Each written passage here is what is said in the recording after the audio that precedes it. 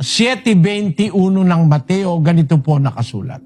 Hindi ang bawat nagsasabi sa akin, Panginoon, Panginoon, ay papasok sa kaharian ng langit, kundi ang gumaganap ng kalooban ng aking Ama na nasa langit.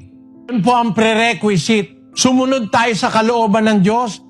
Sabi ni Kristo, hindi lahat ng tumatawag ng Panginoon, Panginoon, papasok sa kaharian ng langit, kundi ang gumaganap ng kalooban ng Ama na nasa langit.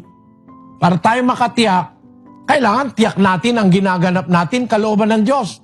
Kalooban ng Diyos para sa asawa. Sabi ng Diyos, iibigin mo ang iyong asawa, lalaki, gaya ng iyong sariling katawan. Huwag kang maging malupit sa asawa. Huwag kang maging mapait sa kanya. Magtapat ka sa kanya sa lahat ng araw ng buhay mo. Maraming mga batas ng Diyos sa mag-asawa. Babae, ganun din. Tapos, yung sa anak, ganun din. Yung mga anak, aalagaan mo, tuturuan mo ng saway at aral ng Panginoon, 6:4 ng Efeso, at 22:6 ng Kawikaan. Yung iyong kapitbahay, mamahalin mo, love your neighbor. Hindi ka magiging kaaway ng neighbor mo. Maraming aral ng Diyos na nababasa sa Biblia. Gaganapin mo yon, kapatid. Pag ginaganap mo yon, pag nanalangin ka, natutuwa ang Diyos sa'yo. Pagka sumusunod ka sa Kanya, pinakikinggan ka niya. Ano man ang iyong ipanalangin, pinapakinggan niya. Huwag ka lang hihingi ng masama. Pagka mabuti, bibigay niya. 5:14 ng unang Juan. At ito ang nasa ating pagkakatiwala sa Kanya, na kung tayo'y humingi ng anumang bagay na ayon sa Kanyang kalooban, ay dinidinig tayo niya.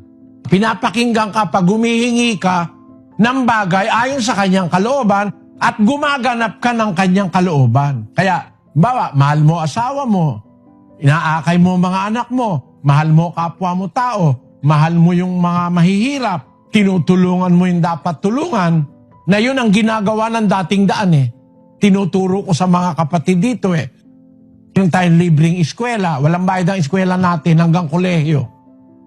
Pati uniforme, pati pagkain meron. Mga hindi makapag-aral, nakakapag-aral sa atin. Paano mo malalaman pinapakinggan ka ng Diyos? Gumawa ka ng lahat ng kabutihan sa kapwa.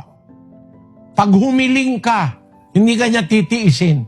Kahit medyo mabigat ang hiling mo, pagbibigyan ka ng Diyos. Papakinggan ka niya.